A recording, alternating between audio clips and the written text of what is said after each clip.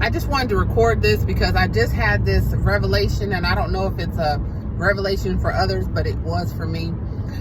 Sometimes we pray with such specificity that we miss what God is trying to get to us, because we're saying, God, I want this red Nissan Rogue with a sunroof, for example, my story.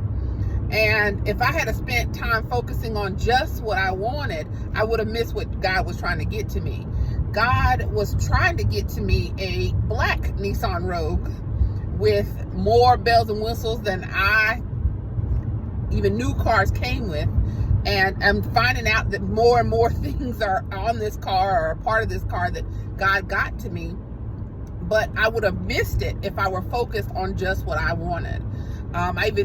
In my stories, I even test drove a red one. And grace of God, it didn't feel right.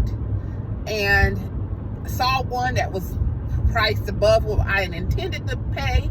And that is the car that God had intended for me to have.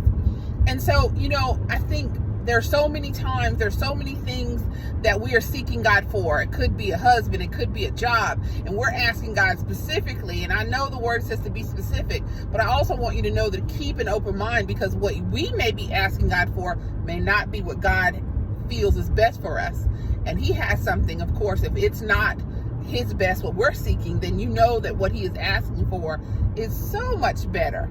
And so I just challenge you to keep an open mind and an open heart in expectation of what God is doing for you, even on those times when we're saying, God, I want this red Nissan Rogue.